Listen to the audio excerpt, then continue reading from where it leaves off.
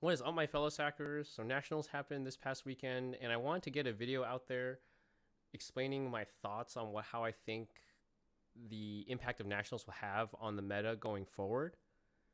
So getting right into it, I'm pretty sure everyone has seen the top 8 results, but if not, they are here. And I think there's 3 clear winners from this top 8, that being Fishborg Frogs, Amaryllis, and Glider Beast. So throughout this whole video, I'm going to be mentioning these 3 decks a lot. Fishborg Frogs or Dream Frogs, whatever you want to call it. Obviously, they won, and so the deck is now on the map. I'm pretty sure this is like their first in-person event that they've topped and ended up taking the whole tournament down. So obviously, more people will be on this deck, and this deck is obviously not solved. There haven't been many brains on this deck, and now that more people are going to be on it, I feel like the build is going to be more and more refined. So this is definitely a deck to look out for, which is really interesting because I think this deck has a lot of potential and it's definitely going to shake up the meta going forward.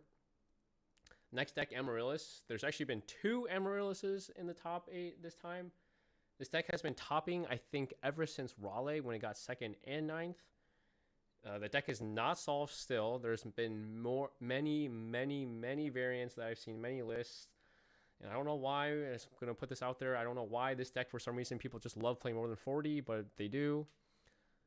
But yeah, it's not solved. The build's getting more and more refined. Miracle Fertilizer has been a staple since it's been popularized since Raleigh. And a really cool card, I think, that got introduced in this tournament. And I don't know why it took so long for it to get introduced, because now it's in my head, it's just like a no-brainer, is Reasoning. If you mill Amaryllis through Reasoning, it just goes straight to the graveyard because you can't special summon, so you just keep milling. So that's really cool. The level spread in the deck is very well diverse, so it's hard to pick the right level at all times. You probably pick 4 more often than not, but we'll see going forward. So yeah, I don't know. I just think it's really cool. The only card that would really suck to hit is like Raikou. Like that is not good. So maybe it's not it, but we'll see how it goes. And then the last deck, Gladiator Beast. So this deck has top 4 Indie and now just top 4 Nationals. So I think this deck is here to stay. I kind of hope it's here to stay because Glider Beasts are a fan favorite and they do keep a lot of decks in check. And it is kind of a skill knowing how to play that matchup. So it's another cool deck to have in the mix. And I think since Edison is known for its diversity, I do think more and more decks in the meta is a good thing for the community. So going forward, yeah, I'm just going to be talking about these decks. And the thing, though, with these 3 decks being on the rise is these 3 cards I have over here are now better in the meta, and these are like essentially the no fun cards. DD Crow, Royal Oppression, Deck Dev. All 3 of these cards being very good into Fishborg. Just quick note, I think a lot of people get this confused. DD Crow, if they use Salvage and you DD Crow one of the 2 targets that they pick with Salvage, they do get the other one back. But Avarice, obviously, it stops. But yeah, with these 3 cards being in the mix, they should keep Fishborg in check. Oppression being obviously very good into Titanial and Gladiator Beast. And then, what am I trying to say? Oh, and Deck Dev and DD Crow are both. I don't know if you should side them into Amaryllis, but they are relatively decent into that matchup. So, but my point being, since these 3 cards will be more popular, they inherently hit other decks, and I've listed a few here: Dragon Turbo, Quick Draw, Diva Hero Zombies. These decks all kind of get railed by these 3 cards. So unfortunately, these decks, because of Amaryllis, Glider Beast, and Fishborg being on the rise, these 4 decks and others will be inherently worse because of people adapting to those decks. Okay, so Valou.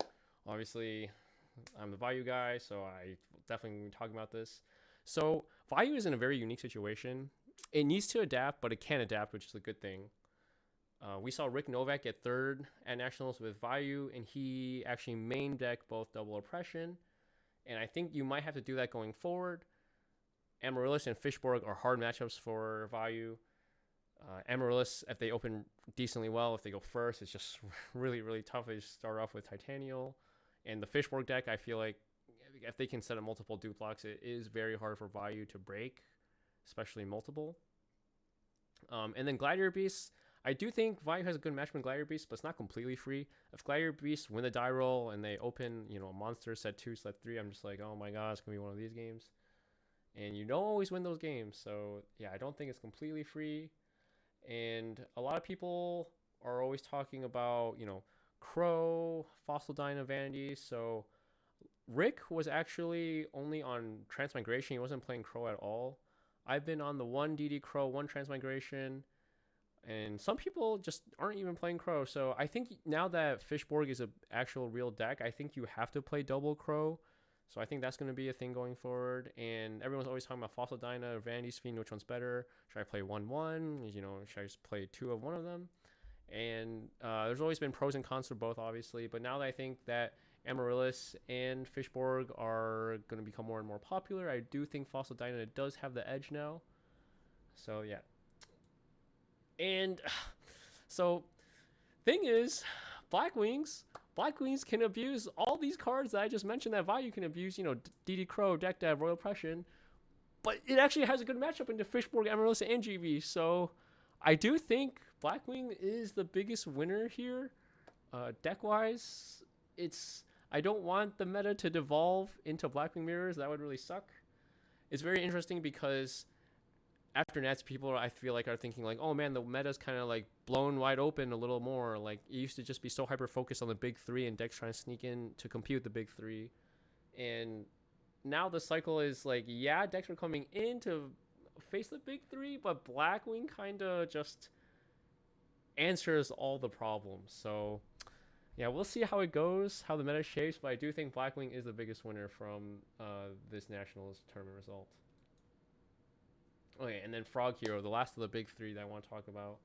So it's really interesting. None of them top 8'd. There were a few in the top 16, and that still is a really good showing for Frog Hero. Obviously the deck is very good. It's not dead. But the issue is it does have a hard matchup into Glider Beast and Amaryllis. Now I put those with an asterisk because if you've seen my video featuring Rognak, Frazier, and Tenfoot when we talk about the Frog Hero matchup chart, they think it's like 50-50, if not maybe even slightly Frog favored. They don't know for sure, but I do know that Glider Beast and Amaryllis, when they enter a tournament, they just want to play against Frogs all day. So I'm just going to assume it has a pretty good matchup into Frogs, and I know Frogs don't want to play in these decks anyway, even if it is 50-50. So yeah, so it has a hard matchup with Glider Beast and Amaryllis, which are on the rise, which is not good for the deck. You have to be even more wary of dumping 1 or 2 Treeborn against Glider Beasts. Obviously, you have to be wary of dumping Treeborn in every matchup. But, Glider Beasts are starting to play Dola Retiari, so it's really scary. I think it has a hard matchup into Fishborg, because in my head, they're kind of just like turtling against each other for the first few turns. But if you're turtling and Fishborg gets the resources, it can kind of arm Colossal you out of nowhere in my head. Like if it gets if it just sweeps some cards and just sets up Army Arm Colossal, you have to be wary of it the whole time as the Frog Hero player. And then for your side deck, you have to start respecting GBs a little more, I think. Maybe you have to put in another D-Priz in your side deck. And then Amaryllis is getting more popular for sure. So maybe Dark Dust Spirit comes back in the side deck. I know a lot of people were saying like, oh, I can't play Dark Dust Spirit anymore because everyone's playing Legacy of Yatagarasu. But I think that fad is dying down, and everyone's just like playing Jar of Greed, thinking they're gonna trick their opponent into playing Jar, or that they're playing Legacy of Yatagarasus, but really everyone's just trying to play Jar of Greed. So really, no one's tricking anyone anymore. And then I do think you probably have to play more DD Crow on the side for a Fishborg. All right, and adapting to the winners. So with the 3 big winners and Blackwings, we technically have 4 big winners from the tournament. So people are thinking like, oh, maybe Hero Beat's going to be good because it's good against Blackwings and Glider Beasts. Like, while I do think that is a valid point, Hero Beat could see some more success in the future. It does have a tough time against Fishborg and Amaryllis. Hero Beat already has a kind of rough time dealing with Duplock, and if the Fishborg deck can establish multiple Duplocks, that's really rough.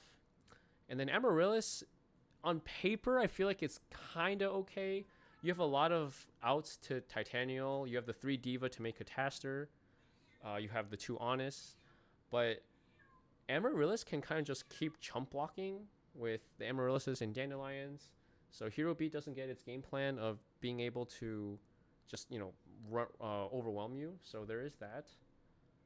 Next deck I want to talk about is Machina. So Machina also, I think, has a good matchup into Blackwings and Glider Beasts.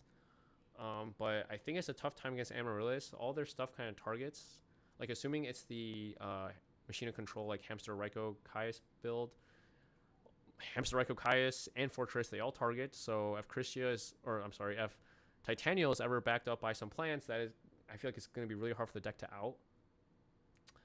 Dragon Turbo, I want to talk about this deck because I do think it's very, very underplayed for how good it is. Obviously, no one wants to be that guy, so I totally get it. But it should have a decent matchup to Fishborg, since Fishborg's kind of, I don't think Fishborg can apply as much pressure as other decks early on. It's kind of more of a grind out resource deck and set up Colossal Armory Arm if it can. And then it says Earlier has a tough time against Blackwings, and then Gladiator Beast is even tougher. So like Heraclinos is kind of an auto lose, and more people are going to be playing DD Crow, so that is also tougher for you. And then the last deck I want to talk about, Cruciasorn. So I don't know if I'm just bad and this deck is just railing me for no reason, but I do think this deck is good. It doesn't really lose to one matchup in particular. It loses to itself more often than not. Like if you do end up being Christia, it's most of the time they can't really do anything at the beginning, or they don't establish an early Christia. So yeah, it can brick. But the thing is, if it doesn't brick hard, if it gets rolling a little, Christia is such a power card. Judgment Dragon is such a power card. This deck is just obviously very, very, very good. The main thing is I do think deck dev is a problem. You play a lot of cards that get hit by deck dev, so maybe that's the main deterrent from it. I don't know. But I do think the deck is good, and it's definitely underslept as well.